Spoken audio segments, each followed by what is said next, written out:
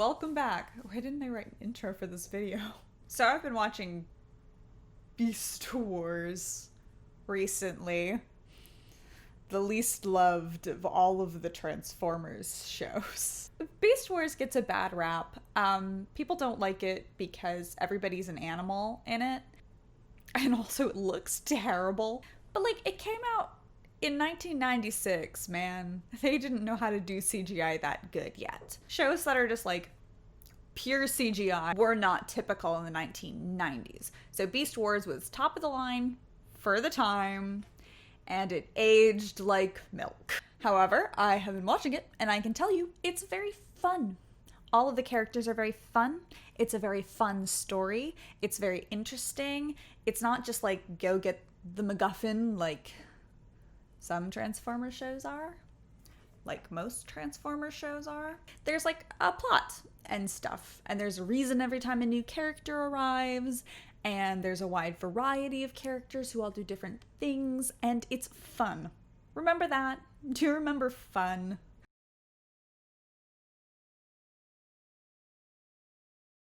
Anyway, Beast Wars sidesteps all of that because it's not about any of the original G1 characters. It's just a whole new cast.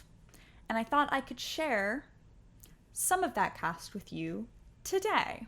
I will admit, I am only finished with one season of Beast Wars. Like, that's as deep as I've gotten. I'll be dealing with these characters, which is the full cast, by the end of season 1. And here's the thing.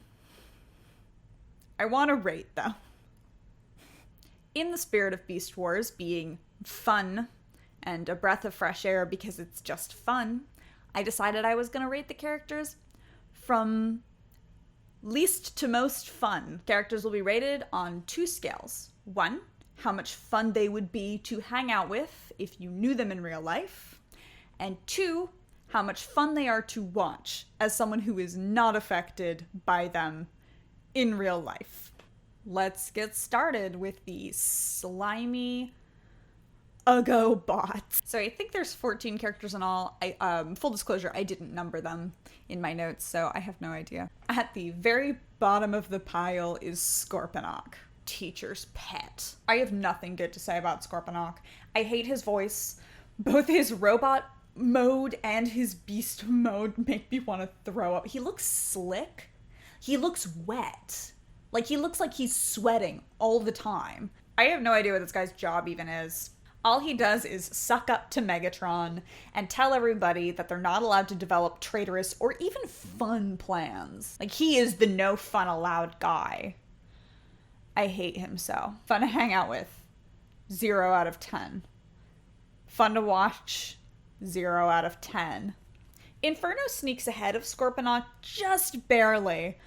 He's also a suck-up to the nth degree, but he's suck-uppy in this really cool, unique way. Like, he has this very unique idiolect. Beast Wars is actually really good about having a bunch of characters with really diverse voices and language choices. I suspect the voice actors were allowed to make a lot of their own decisions. It just sucks that Inferno turns into an ant. I mean, I enjoy them as much as the next person, and if I saw a fire ant that was the size of a human person in real life, it would be scary. But he's just like a weird color, and he's slimy too. Why does everyone in this show look so slimy? Fun to hang out with. 0 out of 10. Fun to watch. 2 out of 10. Tigatron.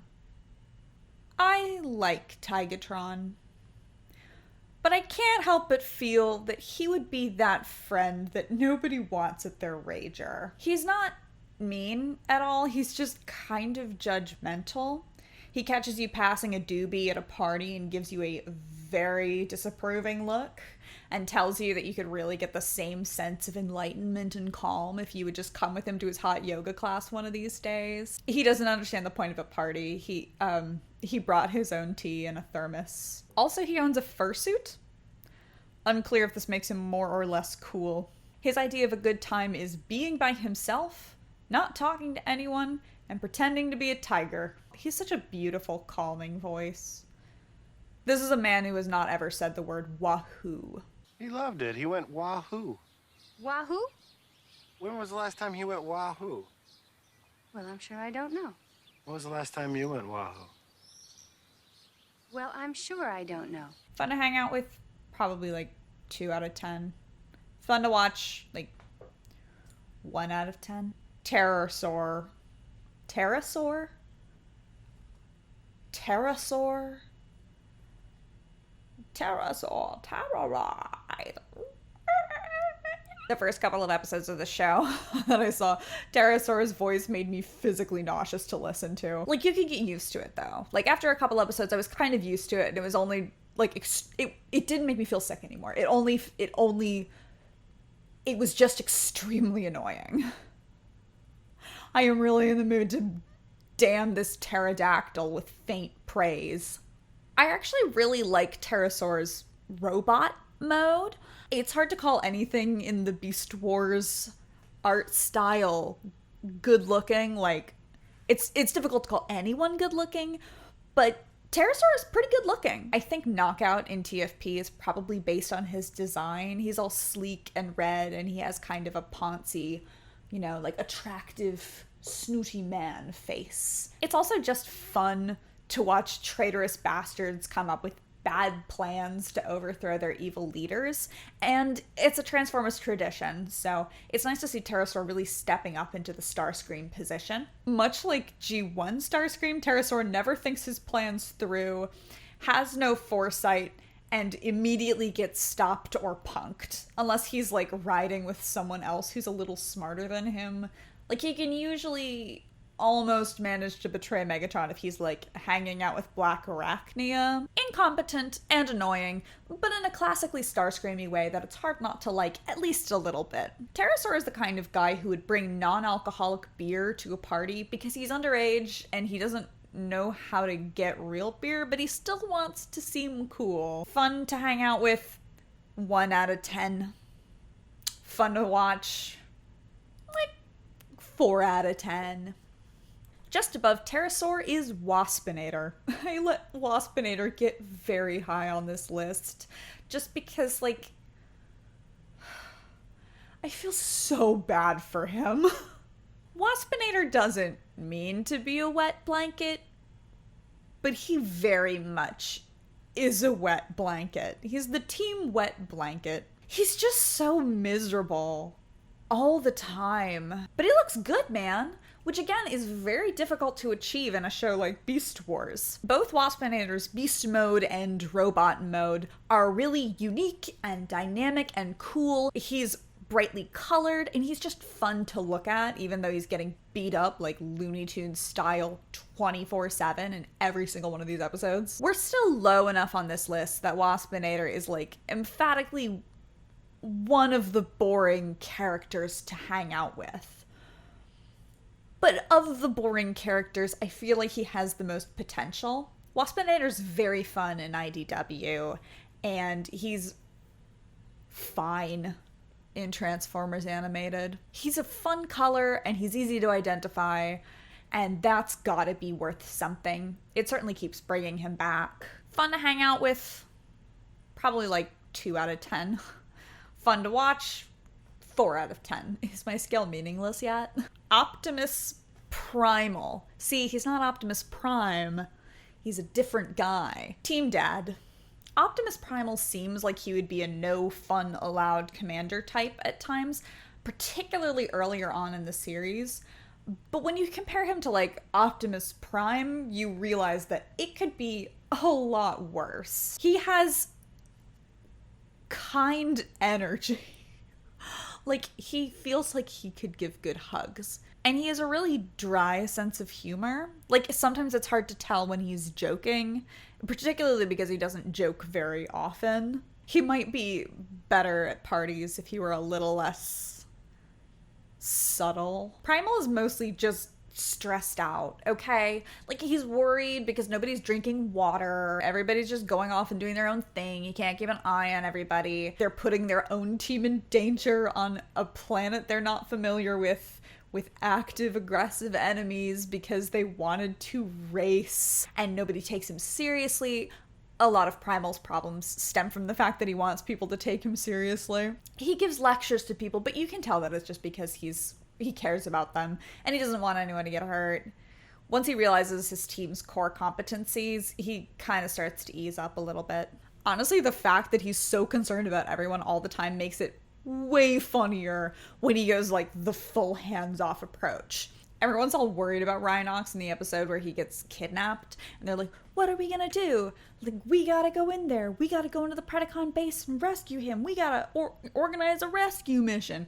And Primal is like, I think Rhinox is gonna go full feral and kill everyone in that base, and I think that's very sexy of him. Hey, where's our fanfic, by the way? I looked around on AO3, and there's like 3 Primal X Rhinox fanfics, and they're all from like 2008.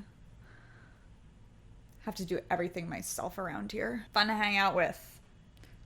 4 out of 10. Fun to watch. 5 out of 10.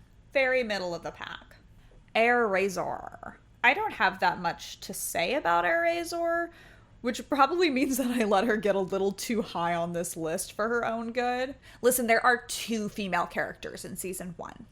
What am I supposed to do? Put her on the outskirts? I have to attribute goodness of fun and skill where there is none, or the writers sure won't. Erazor mostly hangs out by herself, which might mean that she's not great company, but it also might mean that she has absolutely no respect for her coworkers, which I think is super fucking cool of her. Plus, she turns into a peregrine falcon, specifically so she can dive bomb Predacons at 200 miles an hour. So that's a woman who likes a bit of a thrill, right? Right. She also gets bonus points for being the only member of the friend group who really shows her ass when someone's like, okay, let's take a funny photo now. Which is the only reason that I can think of to justify why she's always posed like a topless babe on a Conan the Barbarian pulp novel whenever there's a freeze frame lineup. Fun to hang out with. 6 out of 10. Fun to watch. 4 out of 10. Rhinox. Team Dad 2, Electric Boogaloo. Rhinox tricks you. You think he's going to be boring because he's this big hulking tech guy and he's the green one, which is never a good sign in Transformers. He's also the only team member who like breaks up fights before they start, specifically to keep people from infighting. But then the show goes on and you start to learn more and more about him, and you realize that he's the fucking coolest person you've ever heard of. Rhinox isn't just like a master technician and the only person who seems to know how to drive the spaceship. He's also a poet and a spiritualist, and he's the only member of the Maximals who can knock out Megatron with a single blow without breaking a sweat. At first I was gonna make a joke about how Rhinox like barely eked his way onto the top half of this list because there's a lot of other like actively annoying or unpleasant to watch characters in this show, and then I started thinking more and more about it. Rhinox isn't fun in that he wants to like go to one more bar and do the crazy thing because he's done all of it already. Anything you want to do but you're maybe like nervous about because you don't know what's going to happen, he can just like give you the DL on. He has tried it. He has tried everything, and he can tell you exactly what to expect. Sure, his idea of a good time is basically just to get high and hang out in a beautiful garden with lovely smells and visuals and have a snack and not do anything. But that's where he's at his best. And that's... at least he knows what he likes. It's very important to have friends who just know how to have a nice, good time. Plus, he will share his weed. Fun to hang out with, 6 out of 10. Fun to watch, 5 out of 10. Dinobot. Dinobot is that guy who throws glass bottles at passing cars when he gets bored. Dinobot is a miserable stick in the mud, but he is very definitely on the higher end of this scale because he is so much fun to watch. He turns into a stupid little velociraptor. He's the only character in the show who tries out cannibalism to see if it'll be a solution. He's way wrapped up in his own problems, though. He's not a great friend. If you met him at a party, he would just be standing by the punch bowl brooding, and you couldn't even get past him to get some punch because he would be like, "You're interrupting my solitude." And he would sound exactly like that. Bro, I just wanted some punch, but I guess I will just go have 7-Up instead. He also succeeds in being fun to watch because he is constantly fighting with his boyfriend. And by the way, if Dinobot and Rattrap don't kiss on the mouth in a show made in 1996 by season 3, I'll go insane. Fun to hang out with. Like 3 out of 10. He's so unpleasant. Fun to watch. 9 out of 10. Black Arachnia. Again, more fun to watch than she would be to hang out with, but very fun to watch. Black Arachnia has this like super cool, unique, really old-fashioned like Wicked Witch of the West delivery style. She's a mad scientist, but she's very spidery. And y'all know how I feel about spider girls. I am for them. She also just looks really cool. Like, she has this like super cool black, red, and gold color scheme, and her eyes are these like black soulless husks. She just like stares dead into you, and you're like, oh, today's the day that I die. I don't think Black Arachnia would make a good close friend. A lot of her personality comes from the fact that she betrays people for fun and clout. But like, if you were in the same friend group as her, I feel like you would never be bored. You just can't get too close. That's when things start to go very wrong. Fun to hang out with, maybe like 5 out of 10. And I'm gonna rate her like 8 out of 10 on fun to watch, because she's a spider, get it? It's 8 out of 10. Because 8 spider legs. Okay, I'm glad we had this talk. Rattrap's a rat, and he's from Brooklyn, like a sewer rat in New York. Do you get it? Rattrap is a registered shit stirrer. He's a registered stirrer of shit. Shit, that doesn't fix the problem. He's gonna stir up some shit. No. You know what I mean. I read a Tumblr post about an article from a medical journal that said that some people will actively start fights in intimate personal relationships because there's a synapses or a neural pathway or something that makes them believe that fighting equals passion. And I think that Rattrap has that dramatic bitch gene. Rattrap will fight you and everyone else that he cares about because he's bored. He will come up with a nickname for you and use it derisively while complaining about your politics, and you kind of won't even pay attention because you'll be like, oh, he came up with a nickname for me. Rattrap is a complete asshole, but he is funny as hell. He is constantly pointing his shitty little ratty fingers at people and blaming them for things that they literally weren't even in the room for. He would be so difficult to live with, but he is so much fun to watch. As a bonus, his robot mode is, I think, one of the best ones in the show. It's very streamlined. It has a lot of personality. I just love that his head is just made up of his bitchy little eyebrows. Fun to hang out with. I think it would be like a 6 out of 10. And the fun to watch would be like a 9 out of 10. All right, we're getting up until the last of our crew, up in the top 3. I feel like I'm a sports announcer. Up in the top 3. This is a new setup. Tell me what you think in the comments. I don't understand how Patreon comments work. In 3rd place for most fun, and I can't believe he got this high, is Beast Wars Megatron. Most Megatrons that we see in the multiverse are like, by design, criminally unfun. Like, as a character archetype, the big bad kind of has to be serious all the time. He has to be like this very serious character, and like sometimes he's British, and he has to be one step ahead of the good guys. And this Megatron is British, but he is dumb. And I like that. I'm not going to say that the relative unfunness of other Megatron's past, of other Megatrons, didn't influence how high on this list that Megatron got, because that's definitely a huge part of it. I mean, Beast Wars Megatron is so camp. His whole mouth, his whole face is this big goofy grin. He goes, yes. Yes. Yes. Yes. Yes. Yes. He turns into a Tyrannosaurus Rex.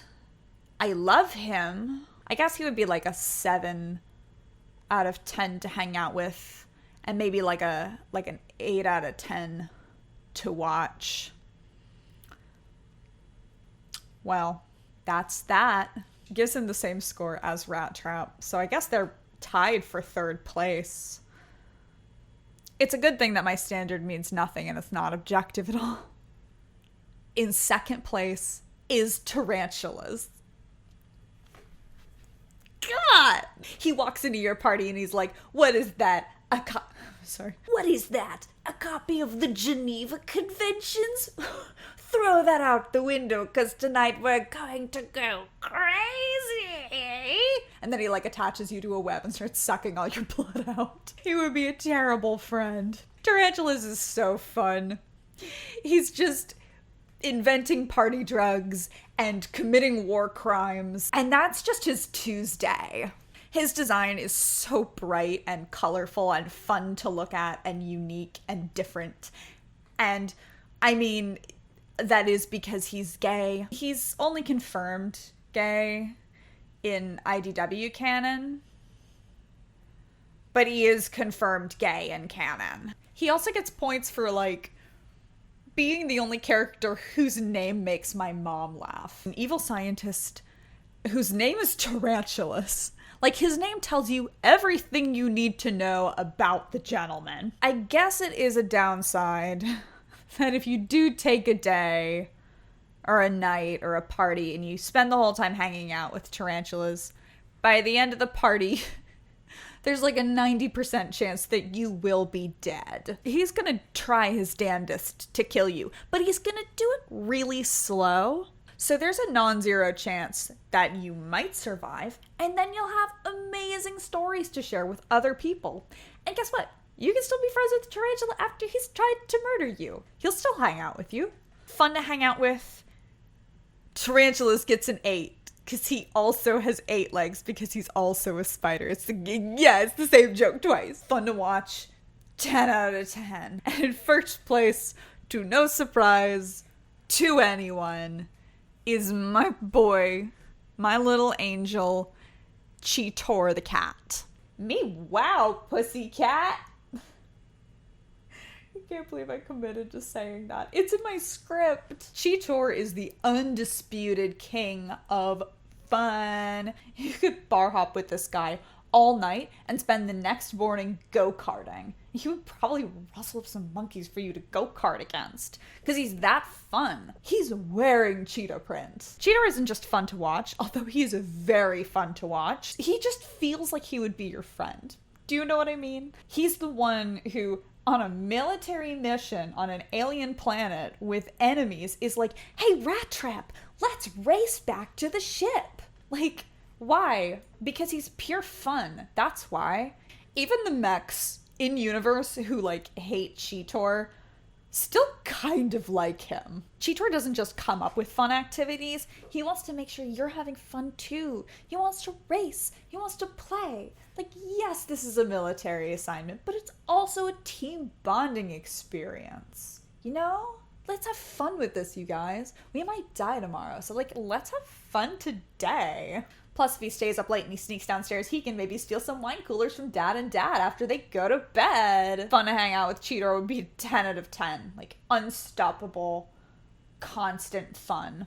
Fun to watch Chitor, 10 out of 10. So, that's my list. If you disagree with it, it's probably just because you haven't been to a party in a while. I know I haven't. Wahoo. Wahoo?